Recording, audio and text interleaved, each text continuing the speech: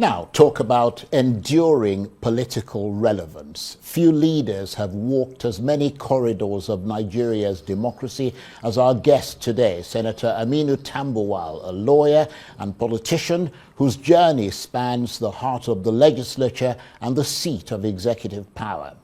From presiding over the House of Representatives as Speaker to leading Sokoto State as governor and now serving in the Nigerian Senate. You could say that Senator Tambuwal has taken various seats at the top table where Nigeria's fate is decided.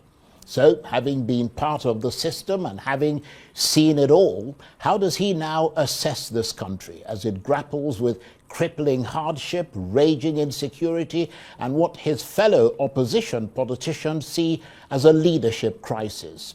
He's now, of course, a key figure in the ADC opposition coalition, or as he put it, a transitioning figure in the party that's aiming to challenge the APC in 2027. And this weekend, at a colloquium marking his 60th birthday in Abuja, he delivered an urgent message, warning that at a time of mounting economic pressure, divisive political realignments, and growing public demand for accountability, Nigeria is in peril and needs collective efforts to save it. Today is unfortunate. This is not where we expected to be. Those who laid the foundation for this democracy, some alive, many of them are not living, even in their graves, are not happy with the current situation of Nigeria. Those living who believe in Nigeria, who are genuine about Nigeria, who are not selfish, cannot be happy with the current situation in Nigeria. The only way out of it is for all of us to agree that there is something fundamentally wrong. Senator Tambuwal. So tonight, as he marks his 60th birthday this month, Senator Aminu Tambuwal joins me now in the studio. Thank you very much indeed for coming in. Thank you, Charles, for having me. And congratulations on your 60th birthday. I mean, you've achieved so much in such a fairly short life. Speaker of the House of Representatives, Governor of Sokoto State, and now Senator. What has kept you grounded through the ups and downs of Nigerian politics? Well, first and foremost, Charles, it is all the grace of God. But I also believe that growing up, I have this conviction in me that endeavors in politics and governance are about the people. It's all about service. It's not about self. And in that determination, I followed through. It has not been rosy. It has not been easy. Right from 2003, when I started seeking for tickets to run for the House of Representatives seat of Cape Tambuwal Federal Constituency. I was in the PDP. I was the state legal advisor of the party. But through some machinations, I was reported to have failed the primaries.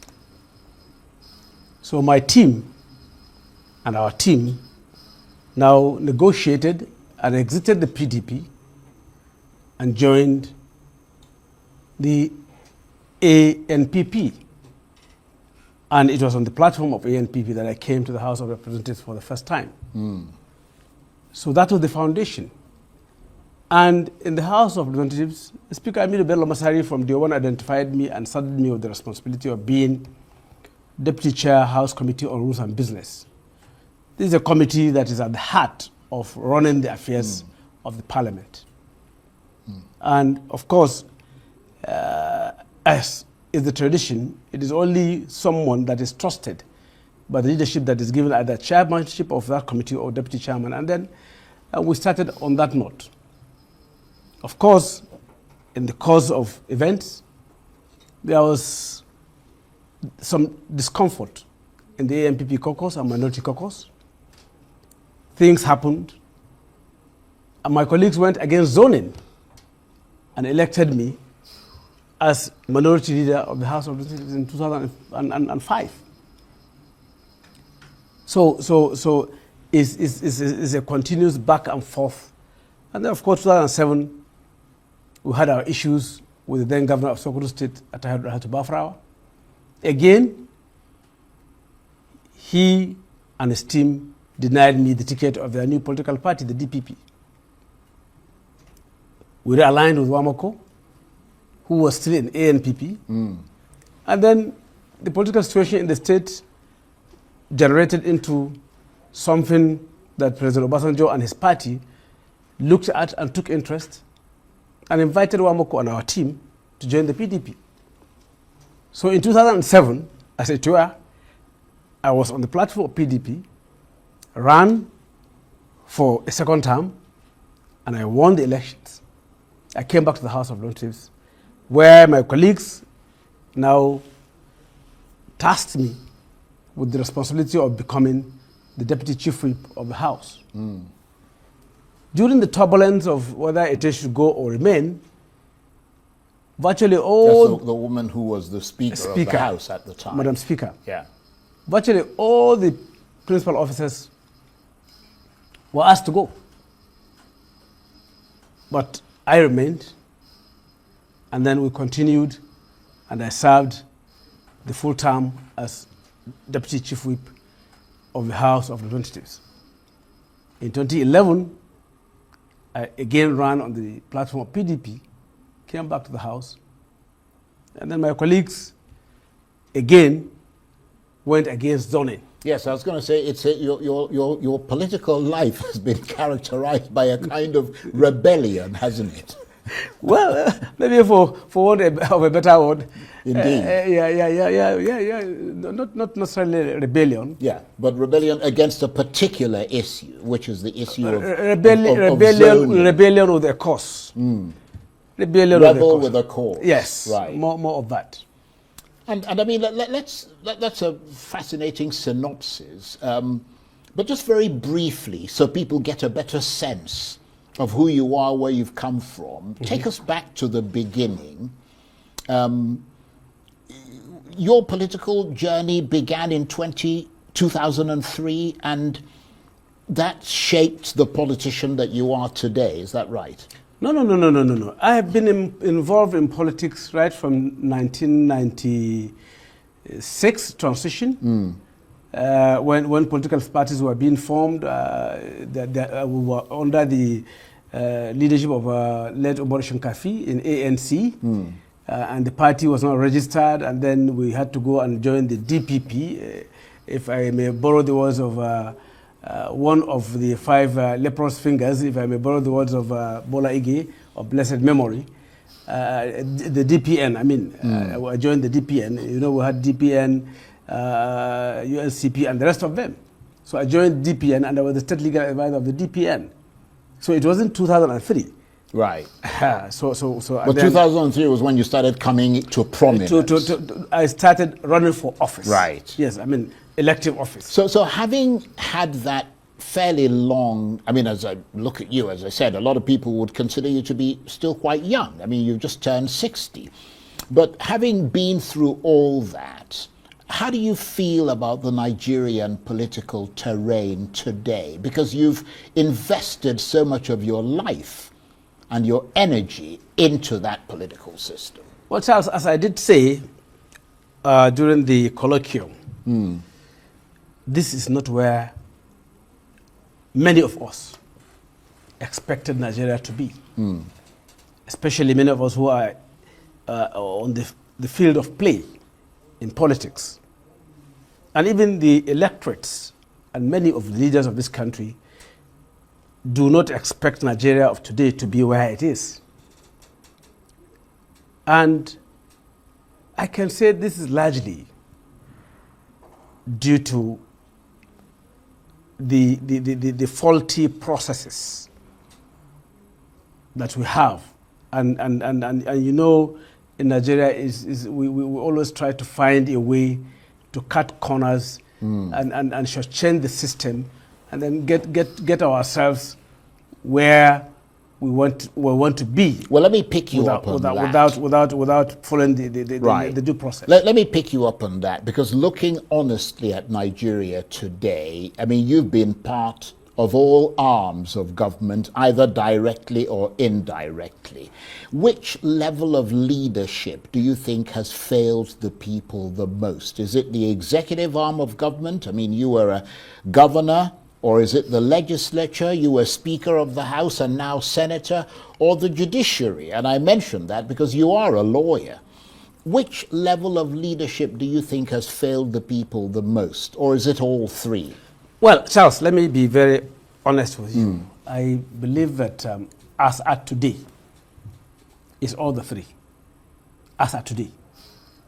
At certain times in the past, you may find the executive arm wobbling and the legislature coming in through checks and balances, through the constitutional framework, and strengthen things and reposition the government.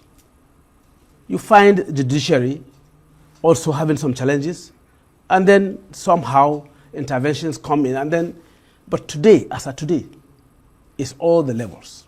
And looking back, what policy decisions during your time as a politician, I mean, you still are, but either previously or currently, what policy decisions do you now believe Nigerians paid the highest price for?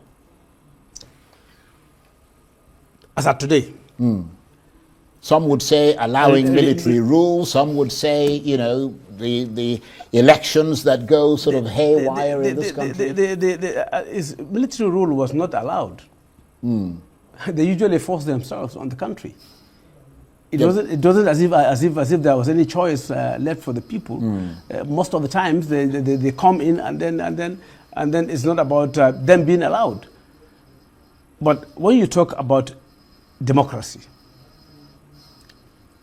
part of the policy decisions that have negatively impacted, I believe, is the electoral process. Right. And closely related to the issues of governance and what we find today, in the way and manner the current administration whimsically removed fuel subsidy without any alternative, without any framework, without thinking it through, without consultation with other stakeholders and Nigerians on how best to go about it. Because as at the time it was done, it was clear Mr. President was only interested in removing it without having any plan on his sleeves. Right. So that's another policy decision. Well, let me take the opportunity of you mentioning elections to look forward to 2027, which is the next general election. I'm sure you know that Nigerians are losing faith in elections. That's probably one of the reasons why you brought that up. From what you've seen inside the system, are elections still truly decided by voters in this country or by political power? No. It's not completely decided by the electorates. I can say that, and without mincing words. We know quite oftentimes that at coalition level, be it at the polling unit, at the ward level, at local government level, at the state level, or even at the national level, things happen that misrepresent what voters actually voted for. But then you've benefited from elections, and also you've challenged outcomes of elections. Yes. Where exactly is the system breaking down? Is it INEC, is it the courts, or the politicians themselves? Both. It's a combination of both. Right. Politicians, yes. As I said in my earlier remarks, they try to find corners to cut. So wherever there's a loophole, politicians take advantage of that loophole.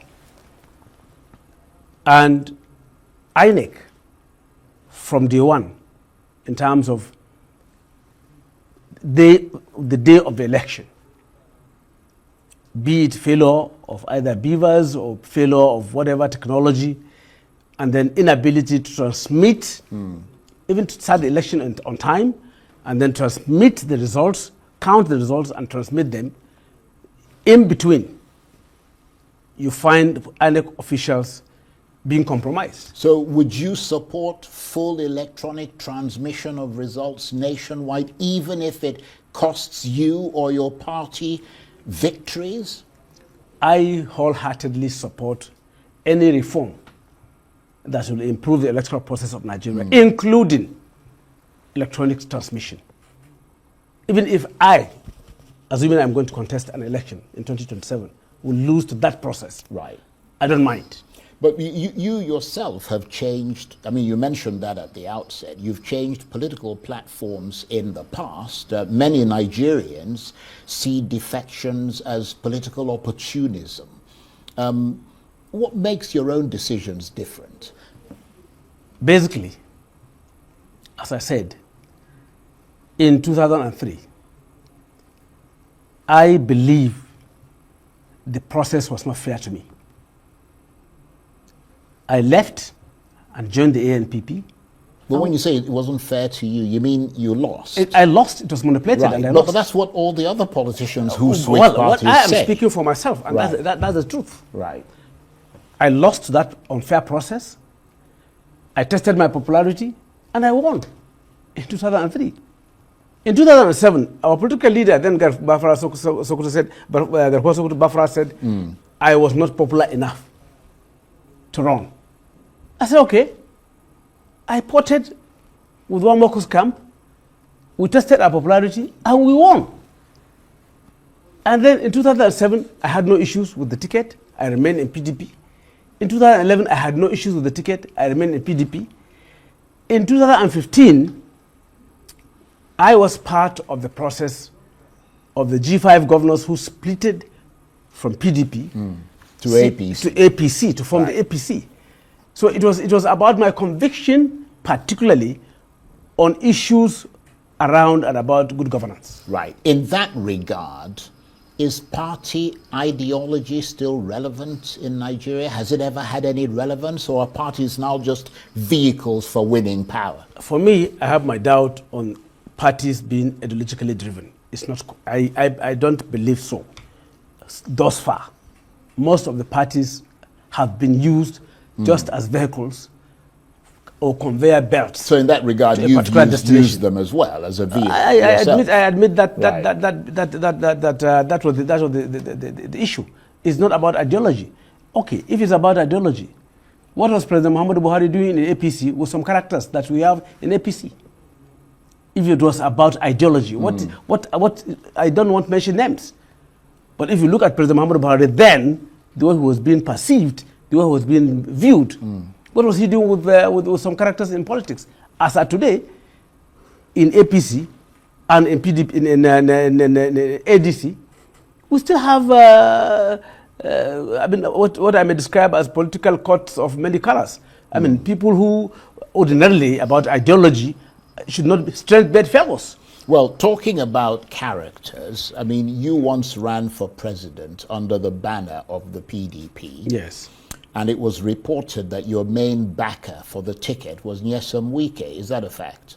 Yeah, he was backing me very well. So he's your chum. He's your he's your political buddy, if you Well, will. he was my partner At the time. at that time. Right. So does that give you a sense of how allegedly meddlesome he can be, given what is going on in Rivers State today, and how difficult things might be for Governor Fubara? Because if you had been successful in your attempt to win the presidential ticket, you actually did very well. You came second to Atiku Abubakar. yeah. But if you had been successful, might he have made the same kind of overbearing demands he's reported to be making of Governor Fubara Well, let me say this. in order to sustain his support? Let me say this of you? possibly for the first time to the public. When I ran the primaries of 2019, I and Governor Nyesom Wike had not had any pact of he being my running mate. Because it has been Yes, it's been said that he wanted to be your vice presidential Not at all. candidate. He never requested that. I must be fair to him. And he never gave me that condition. Or this is what he must take in government, or this is what he must have. So if maybe he's had that with Fubara. So what was his condition for supporting? I mean, there must have been a reason for supporting. The reason is that he identified me as someone young and then someone who can do the job. I believe it was about my capacity. Right. Not about any opportunism of him coming to manipulate the government if and when we want. So you're saying publicly and unequivocally that there were no demands from him? No. Right, okay. Well, let's leave it at that. Let's turn to the party that you are transitioning into. I like that term. You're the one who came up with it. Yes. Which is the ADC coalition. Yes. Ayo Fayose, the former governor of Ekiti State, has said emphatically that in his assessment, if the ADC does not field Peter Obi as its presidential candidate in 2027, then the party will be stuck with what he called spent forces and wouldn't stand a chance. What's your reaction to that? I mean, you've got a leg and a half in the ADC at the moment. Well, Charles, you are right by saying that I have been part of the coalition, and there is a possibility of transitioning to ADC. I'm consulting our stakeholders in Sokoto and other stakeholders across the country for us to conclude on that. However, I have said on a program aired by Arise that I don't join issues with Ayo Fayose. Before. I said so before. I still stand on what I've said. Well, it's not about him. It's about the point he's making. Then rephrase your question and ask me. Well, let me put it this way then. If the ADC does not field Peter Obi as its presidential candidate in 2027, do you agree with those who say the party will be stuck with spent forces and wouldn't stand a chance? Well, I don't agree with that. I believe that the leadership of the ADC, from the very foundation, from what we've been discussing, one, we agreed that we must have very clear, transparent primary election. And if we have it, whoever emerges, all of us in the coalition will support that candidate. Either Atiku Abubakar, Peter Obi, Rotimi Amechi, or even yourself. Well, I'm talking about those who have clearly indicated interest in running. And of those people, is there anyone that you particularly support? Well, when we get to that bridge, well, we are at that bridge. We are not there yet. The bridge is this interview. No. It's not this interview. Right. Okay. I have been playing a major role in the coalition. Right. So it will be too insensitive for me I understand to come out right now and say I'm supporting this or that or that. I understand. Yes. That. But let me put it another way, because we talked about your political role as a rebel with a cause. And that's over the issue of zoning, which came up repeatedly during your time in the House of Representatives, and you consistently defeated that. How clear-eyed are you about the risks that the issue of zoning poses to the ADC, with the main contenders for the 2027 presidential ticket coming from the north and the south? Charles, this issue of zoning is something that is having a lot of faces. And it depends on where your standpoint, where you are looking at it. If you are looking at power shift from north to south, you calculate the years that the south has had presidency from 1999, when the zoning actually started, to where we are today.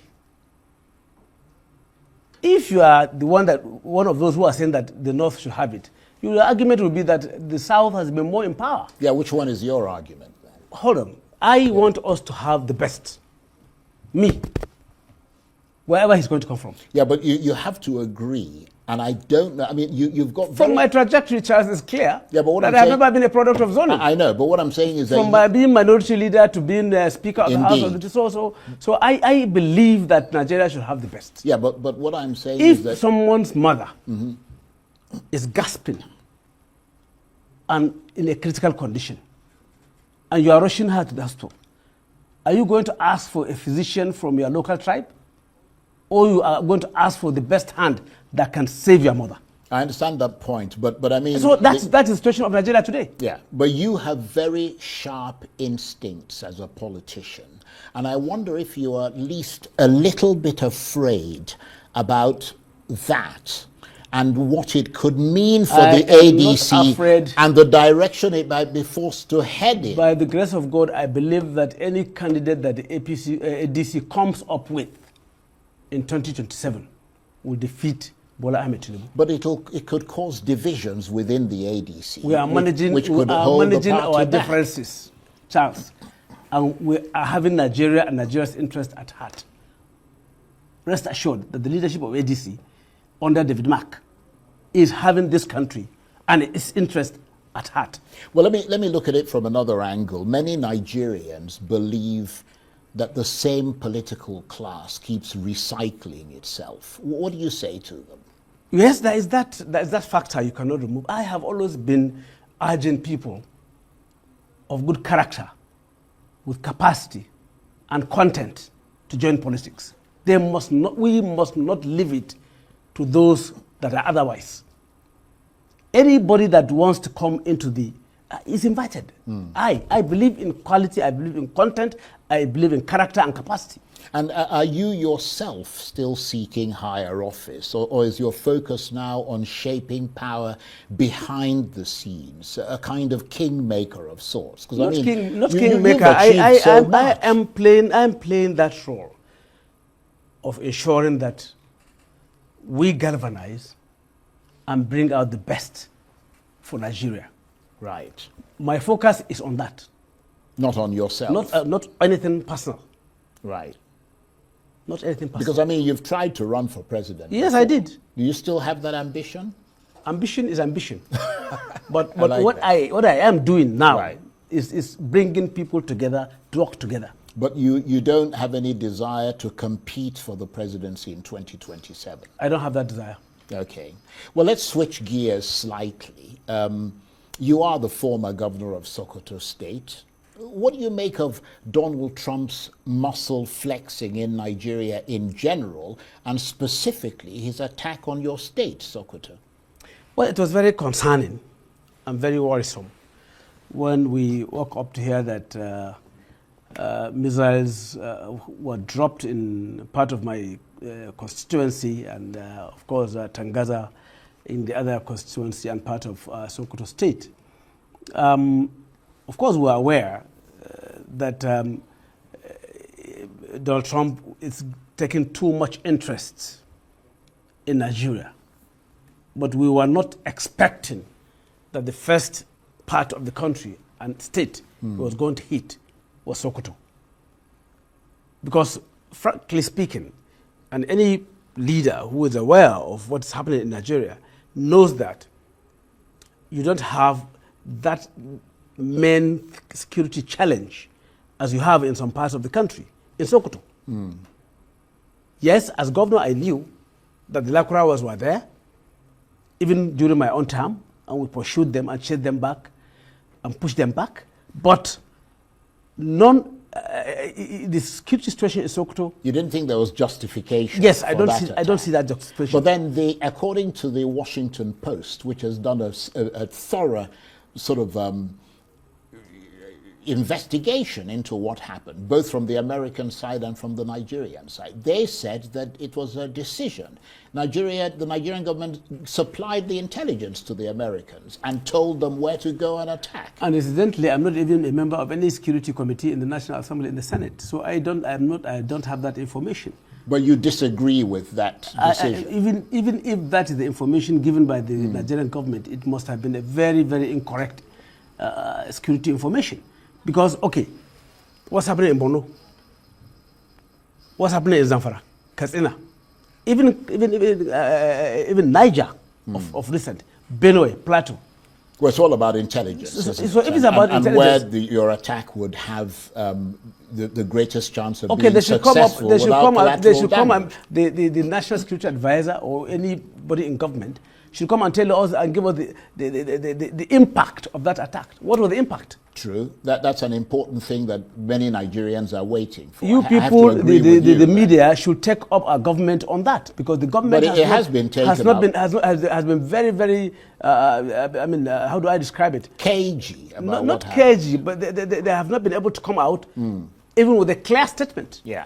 as to what is their position. Well, we can't put a gun to their heads. I'm not can talking we? about gun. All we I'm can talking do about is tell engaging them to and do taking it. them. Yeah, They have we've not been done so. doing that. But let me move on from that, because there's been talk, and you are a member of the opposition, which is why I'm asking you this question. There's been talk that a hawkish American political and diplomatic intervention in the 2027 election by way of pressure on this government to hold a free and fair ballot, and some people in the opposition have said that, is the only way that such a clean election can be guaranteed, and that without it, the 2027 ballot will potentially be rigged. That's coming from a lot of your colleagues. It's not the only. It's What not the are your only way. thoughts on It's not that? the only way.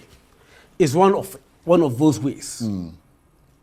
Because from even our recent history, the intervention of international community shaped the election of 2015, Indeed. which the APC benefited from. So I expect similar intervention from international community. I'm not particular about the United States. I'm talking about democratic countries and international community now making sure, because they do it without direct interference, Right. that the elections are free, credible, and fair. And what is happening in that local government area, I think it's called Isa or something, in Sokoto State, where villagers are said to be moving to the local government headquarters for fear of bandits attacking them in Sokoto State? Yeah, it's been happening randomly, not only in Isa, in Sabon Birni, in Goronyo. Even in my senatorial district in Shagari, we have had similar situation where most villages in Shagari local government left their villages and settled in Shagari township itself. And of course, it's been happening in Kebbi and in Dangishuni, in Torita, in my own senatorial district. So it's correct that that we have that situation in Isa, and a number of local governments, including Raba and Wurno in the eastern flank of the state. That information is correct. So does that justify the attack there? The attack was not on Isa. Right. The attack was on Tangaza and Tambuwal. The most troubled part of Sokoto is Eastern Sokoto, Eastern Central District, which comprising Isa, Sabon Birni, Gada, Gorenyo, Elela, Gwadaba, Wurno, and Raba. Up till today, these areas are the most troubled areas in the state. But the attack was not there. The attack was in Tangaza. Even though yes, Tangaza is having some security challenges, as I said, the history of this Lakurawas is that they come through Niger Republic, through that area, through Gada, the Gudu, Tangaza. But in terms of real security threat, Right. and challenges, you have more in Isa. Right. And just briefly, because we're coming towards the end of the interview, and I thank you very much indeed for your patience and the clarity of your thoughts. Do you welcome that American big stick in Nigeria as a way of bringing the ruling party to heel? Because so many Nigerians said after that attack, the government started sort of, apparently doing things the way they felt that they ought to do things. Do you think that coming from a party that has been critical of the governance style in this country, that big stick from the Americans helped to shape things in a better direction? Well, I think that intervention First, the statements from President Trump and the subsequent missile attack had some effect on the government of the day. They now had to maybe sit down and say, look, what's happening? And then you could see that, yes, there is some positive impact of all of that on the way the administration is now thinking. So in that regard, would you like to see more of that from I would not want to see American more government? of attacks. Right. But you'd like to see diplomatic and political intervention. And then let us have a clearer and well-defined Yes. framework between Nigerian government and the U.S. government for this engagement. And I am in the National Assembly. I'm a senator of the Federal Republic of Nigeria. These issues were not tabled before us. If you ask us today, we don't know how it came about. And I believe that at this level, we should know certain things. So the framework should be clearer. If there's any agreement between the Nigerian military and the U.S. military, or the Nigerian government and the U.S. government, it should be clear, well defined. And then, and as I said before, it shouldn't just be the United States of America. Every other country that is willing to help Nigeria resolve what we are facing now as security challenge, I welcome the idea. Right. And just very briefly, because you were telling us quite comprehensively about what is happening in local governments in Sokoto State, where villagers were moving away from and so on. We've heard of this bandit kingpin called Turji. Or Turji. something. Yeah, Turji. I mean, why can't he be captured? Charles, I am not the commander-in-chief. I didn't think you were. but, I am but not. you're a man with an ear to the ground, I aren't you? am not the National Security Advisor. But I believe that Bello Turji can be captured. I believe so. If you were governor now, as you were then. Governor cannot capture Bello Right. Turji because you can't even commandeer the CP. Indeed, but you can certainly have discussions with the government. No, where you give them while there, we have had suggestions. discussions with the government, even under President Muhammadu Buhari, and we advise the president, as governors of the Northwest, including Niger and Plateau, on the way to go about simultaneous military operation in those areas affected. It was never done. So it's not as if, as a governor, there's much that you can do. You can only advise the president, give them information. And what would you advise them about that today, about this Turji? My advice is that we should not negotiate with the bandit from a weak position. Right. We should go after them, subdue them, and then come to the table. Right. But as where we are today, I don't support any such negotiations. Right. Okay. We're almost out of time, and I appreciate the time you've taken to talk to us. If history judges your political career, what would you like it to say, and what are you afraid it might say? What I would like history to say is that in my political sojourn, I've been selfless. I have impacted on human capital development of my people, the people I have been representing, and shaping the youth and people of my constituency towards a better future and better direction. My fear is for me to be judged otherwise. Well, I hope that history will judge you honestly and kindly. Thank you, Charles. And I want to thank you very much indeed for taking the time to come to talk to us. And I want to congratulate you again on your 60th birthday. I think many Nigerians are impressed that at the age of 60, you've achieved what you've achieved. You've become Speaker of the House, you've become a governor of a state, you've become a senator, and not to talk of the things that you were before you became those things, in addition to being a lawyer. Thank you very much indeed. Thank you, Charles. And happy birthday. I appreciate it. Thank you very much.